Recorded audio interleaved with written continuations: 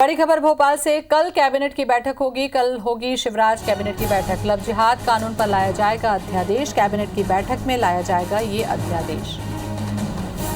तो बड़ी खबर भोपाल से। कल कैबिनेट की बैठक होनी है। लव जिहाद कानून पर लाया जाएगा अध्यादेश। कैबिनेट की बैठक में ये अध्यादेश लाया जाएगा। सुधीर दंडोतिया हमारे साथ में जुड़ चुके हैं। सुधीर, काफी अहम दिन होगा कल का, क्योंकि कल लव जिहाद पर अध्यादेश लाया जाना है। देखिए, बिल्कुल पहले कानून बनाकर विधानसभा के माध्यम से इसको लागू करने की मंशा थी मध्य प्रदेश सरकार की, पर लेकिन जिस तरीके से विधानसभा का शीतकालीन सत्र टला, उसके बाद में ये बात सामने निकल कर आई थी कि अब अध्यादेश के जरिए ही इसको कानून बनाने का काम प्रदेश की सरकार करेगी। लिहाजा कैबिनेट की बैठक में पहले जिस बिल को मंजूरी दी गई थी, अब उसको अध्यादेश बनाकर मंजूरी दी जाएगी। और कल होने वाली शिवराज कैबिनेट की बैठक में मध्य प्रदेश में लव जिहाद कानून को मंजूरी मिलने के बाद में राज्यपाल के पास अध्यादेश भेजा जाएगा, जहां पर राज्यपाल के अनुमति के बाद में ये कानून बनकर पूरे मध्य प्रदेश में रहेगा और धर्म स्वातंत्र विधेयक बनाने वाला देश का सबसे कड़ा कानून मध्य प्रदेश में लागू होगा। बिल्कुल। और इस कानून के बन जाने से सुधीर किस तरीके से फायदा होगा जनता को? देखिए, कई सारे प्रावधान किए गए हैं। यदि अगर पूरे कानून को हम देखें तो मध्य प्रदेश की सरकार ने जो सुझाव और कानून के अंतर्गत आए थे, उनमें कई सारे प्रावधान किए गए हैं। कुछ संशोधनों को शामिल किया गया था। मुख्य आरोपी को 10 साल की सजा, इसके अलावा परिवार के सदस्यों को 5 साल तक की सजा, जो संस्था का काम विवाह या निकाह कराने वाली होगी, इस तरीके से धोखे में रक्त शादी कराने वाली, उनको दायरे में लिया जाएगा। और इसके अलावा कानून में और भी जो संशोधन थे कि जो पैतृक संपत्ति है, यानी कि आरोपी जो होगा इस पूरे मामले में, अगर पीड़िता के बच्चे होते हैं तो उनको पैतृक संपत्ति में पूरा अधिकार दिया जाएगा, ये कानून में शामिल किया गया है।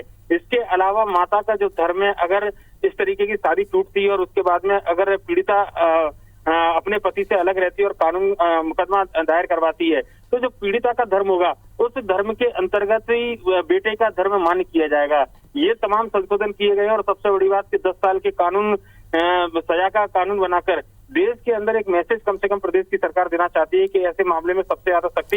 लेकिन सुधीर, सवाल यही उठता है कि ठीक है, मध्य प्रदेश में अगर आपको याद होगा कि रेप के मामले में भी फांसी का कानून मध्य प्रदेश में बना था, ये भी कानून बन रहा है, लेकिन कानून बनने के बाद भी लोगों में डर नहीं होता। इस तरीके की घटनाएं होती हैं, उसको किस तरीके से रोकेगी सरकार? क्या उसके लिए कोई सख्त कदम का जिक्र होगा इसमें?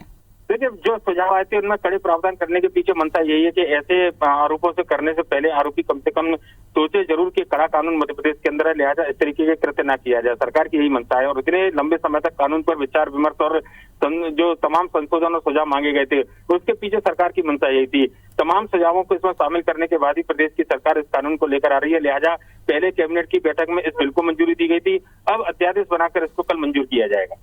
चलिए, बहुत बहुत शुक्रिया सुधीर जानकारी के लिए। तो कल कैबिनेट की अहम बैठक होगी जिसमें लव जिहाद को लेकर अध्यादेश लाया जाएगा और इसके बाद लोगों को इससे सुविधाएं मिलेंगी, ये उम्मीद है सरकार को।